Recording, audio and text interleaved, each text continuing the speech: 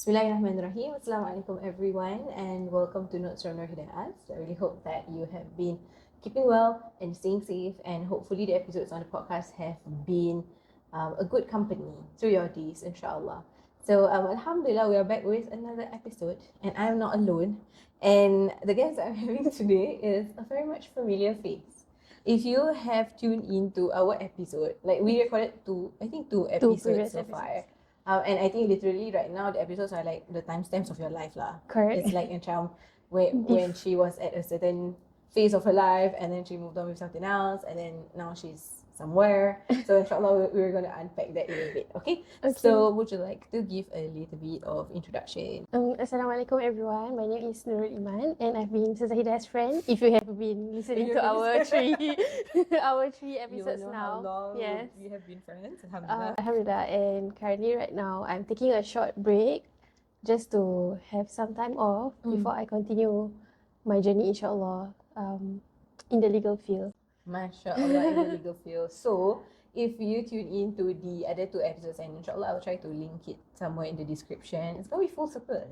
Okay. Because like the first episode was, we were talking about our journeys of studying abroad at different places, right? And then followed by the other episode where you were... I think I was in second or third year of school, around there, somewhere around there. So, right now, she's done. I'm done. She's done. Graduated. Alhamdulillah. Finally. Congratulations. Thank you so on much. your graduation. I'm really excited for you for what's ahead, insyaAllah. Inshallah. And I think, it's always about not just learning, but seeing how we can give back to the society lah. So, bring the best for you. Thank you so much. Inshallah. Inshallah. Okay. So, Alhamdulillah, this episode is also part of our efforts to also talk about life, and especially in the month of October, we are focusing on the mental health awareness campaign lah. So the whole, I think, theme for this round is the concept of it's okay to seek help. And before we begin to seek help, the first step is always acknowledge lah. That's true. In our journey is what we are struggling with. Correct. So I am sure studying has a lot of ups and downs. Definitely. And I'm sure that there are also those who are tuning in, those who are listening. You're also in that part of your life where you are studying, or maybe some of you are working and studying at the same time, or you're just trying to upgrade yourself so that you are better equipped to be present within the society and give back through your skills lah. So I'm wondering if you are able to share with us probably some of the highlights lah of this journey. I think a lot of times people selalu look at things like, oh, she studied in the legal field, oh, she's a lawyer, she's this, she's that, but they don't really see the journey. Okay. Yeah, but yeah, if you are open to share with it. Okay, so the journey of studying is actually 4.5 years of degree, and that is actually my second degree. So if you listen to the first podcast, so the first podcast is actually when I completed my studies in Al-Azhar. That was already 4 years of my life, and then coming back to Singapore, I continued immediately. So 4.5 years, and it just ended early this year. So I finished my exams in April this year. So Alhamdulillah, everything went okay. Yep. So the highs and lows, I would say the highs is definitely meeting new people. When you are in new institutions, different environments, you will mix with different people. And for people like us, we were from a madrasah background. So it's actually the first time for me to actually go to a school that is full, like mixed races, mixed religion. And it's different lah, definitely different than what I have experienced before. But it has also broadened my mind, broadened my perspectives, and given me a newfound confidence to mix around with people, because we are so used to mixing around with people who are very familiar to us, or they come from similar backgrounds, similar family backgrounds or schooling environments. So it's definitely helpful to be out there with people from different backgrounds and learn different stories as well. So I think that would be the highlight of my studying journey. Would you say, with your journey, seeing a little bit more of the world, right? right? The part of the world that we are Not used to. Yeah, I'd say. Would you also say that where you come from and where you have studied previously has assisted you to also stay rooted in your journey? Definitely, I think I stepped into a different world after a certain age. So I have already sort of matured in that sense. Already have a sense of self, a sense of belonging in who I am. And that helped me to still stay rooted to where I am, Alhamdulillah. But also gain new experiences. Definitely. And like I said, talking to new friends, having a realizing that actually I could actually have a good support system outside of the environment that I'm used to. Yeah. So that was very eventful, I would say. Beautiful highs, beautiful highlights of your journey thus far. But with every highs, there will always be lows. The lows. So what about the low points? Is there any low point that you feel like you want to share more about so we can learn from your experiences? I would say that being in the field itself is a field that's filled with people who are smart. And I don't think I'm that smart. Who is in the legal field now? I mean, so I think Mashallah. this is a common experience or theme with students, like as I talk to my friends and everything. We all have the imposter syndrome where we feel like, we are not supposed to be here. We want to quit tomorrow or we cannot last another day. So we struggle a lot with self-doubt, with thinking you're not enough, thinking that you can't do it, and actually then realizing that you are the ones who are imposing these conditions on yourself. And especially in a field where there's a bit of elite, like I would say eliteness, or people think like, oh, you're high on a pedestal and things like that. So when you see those kind of people and you're like, no, I cannot make it, I can't do it. So I think I struggle a lot with self-doubt, with feeling incompetent or having the imposter syndrome throughout law school. And at the same time, I was working also during some of the years in my law school journey. So working and studying, and trying to find time to rest, which I doubt you Correct. have much. Yeah. I did rest, of course, a lot. But it was really a struggle. So you struggle in school, you struggle in the workplace, and especially in, like I said, new environments.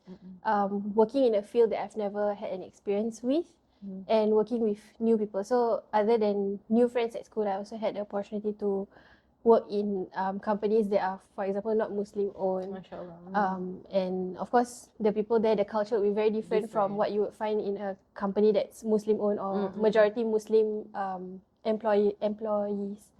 Yeah. How do you think faith has helped you, How do you think faith has helped you in this journey, particularly dealing with imposter syndrome? I think we do need a lot of self-talk. We do need positive affirmation time and time again. I think faith is the biggest factor why I personally have not done something like to jump off the building. I mean, trigger warning for suicide attempts and things like that. But definitely knowing that there is Allah SWT behind us to help us, to know that this life is not the end. Like even if I do something and I end my own life, this is not the end. Like there's a journey behind. Yeah. So that faith is actually very important to keep you rooted. As for self-confidence, dealing with I cannot do this, and all those self-doubts, I think what helped me is that to think that Allah SWT would not put me in this position if He thinks that I could not do it. If He knows that I could not, Allah SWT knows that I could not do it. So there must be a reason why He put me in this position. And I know there are others out there who want to be in this position, but they could not be due to not enough financial support, maybe not enough time to study again.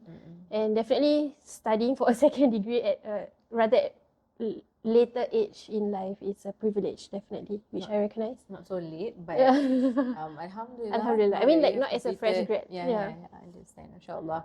I really love the part where you mentioned about how faith helps you to stay rooted in that journey. I do feel that it is also important, as what you have did, to still acknowledge the difficulties, the challenges on our journeys.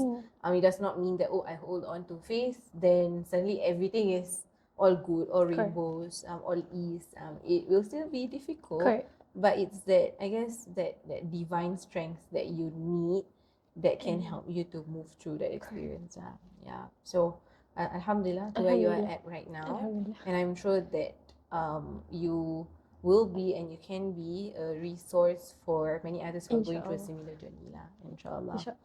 So speaking about, high and low points of our journeys, right? I'm also wondering, was there any like daily routine or weekly routine that has been useful for you, especially pertaining to maintaining your mental health lah? Like, I can only imagine how challenging it is to be not just in this field but to study in this field. Okay. And at one point you were also working at the same time. So a lot was going on in your life, and how did you like stay sane? Yeah. I think when you put it like that, it sounds like my life is crazy. But I will assure you that there are a lot of others out there who face even worse situations than me. Like they are working, they are studying, they are full-time moms.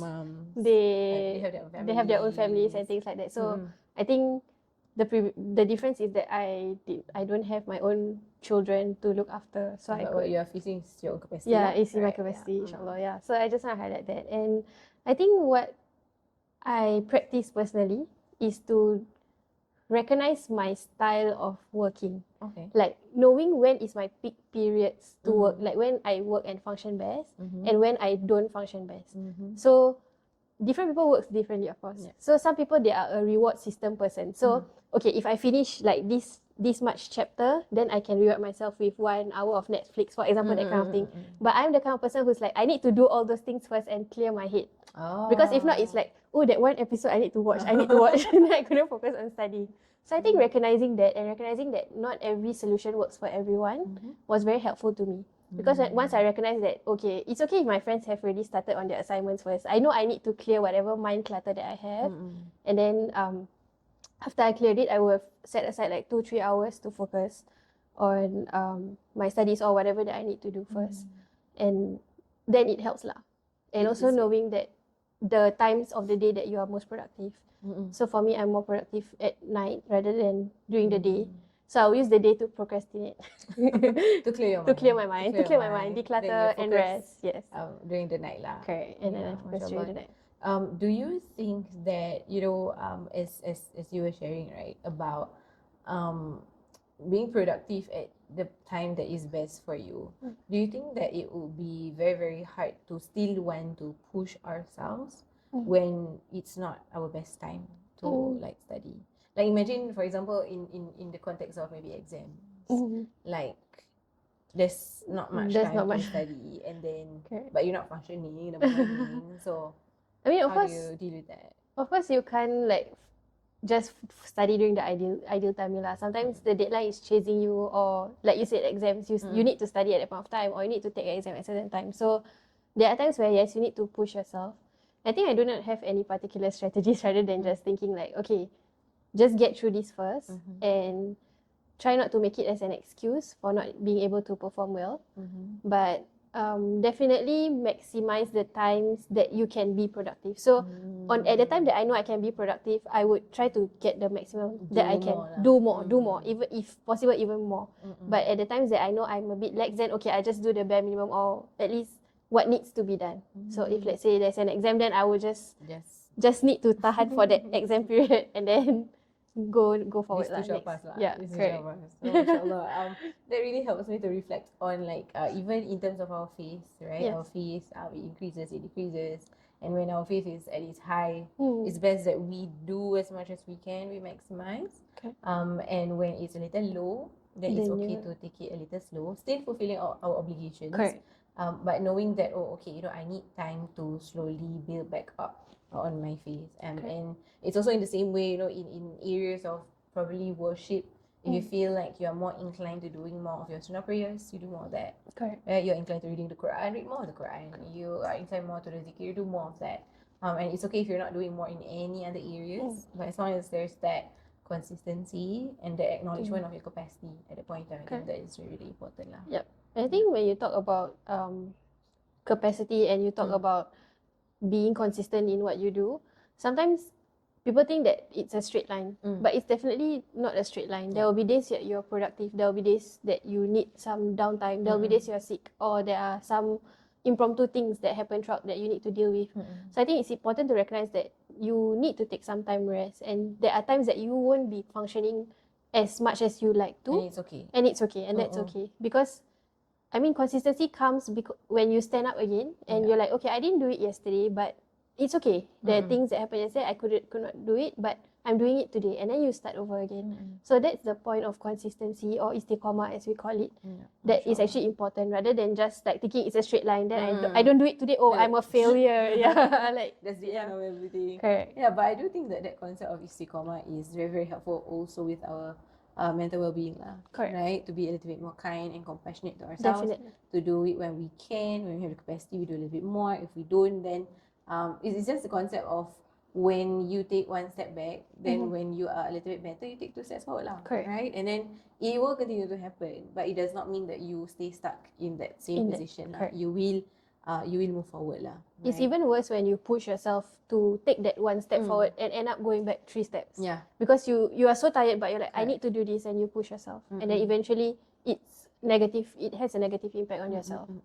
MashaAllah. So some things for us to consider, especially things surrounding burnout. I think it happens a lot these days, be it in studies, in work, or even in worship, right? Yeah. So there is this whole thing called spiritual burnout, if you want to read up more on it. But point is, staying consistent is not just about wanting to ensure that we are successful in the things that we do, but staying consistent is also a journey to want to still be on that path, still trying, but not to be so hard on yourself. Okay. Yeah. So that's really interesting, to acknowledge where we are at, to acknowledge when we function best, and to not push ourselves too hard, especially when we do not have the capacity to do so.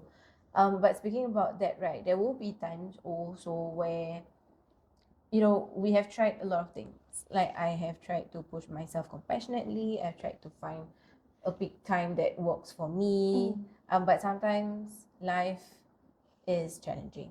Yes. Sometimes it weighs you down lah. And this is applicable to be it studies, work, or literally anything. And I'm sure it's something that you yourself have experienced lah.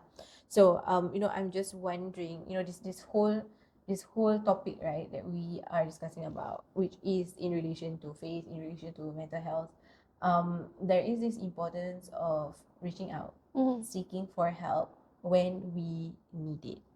But a lot of times we don't really have this conversation of, how do I know that it's time to seek help, right? It's always, people always have this perception, oh, I need to be broken then I seek help. But actually, seeking help needs to start even when you see the smallest cracks. Yes. Right? Or even when you don't have a crack at all. You just want to work towards maintenance. So you want to work towards maintaining your mental well-being. Yes. Then seeking help is really important. So was there a time where you decided like, okay, I think it's a time for me to seek for help lah, or to reach out lah. Okay.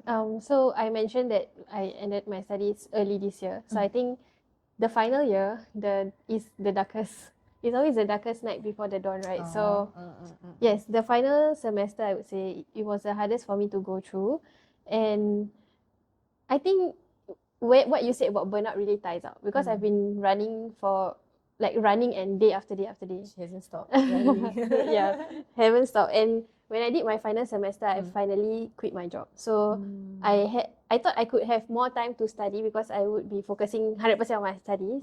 But instead, I find myself just sitting and doing nothing because I felt so tired. Rather than doing, like I thought when I'm not working, I could study more. But instead, I took that time that I was usually at work to actually just sit and not do anything. And then I'm blaming myself.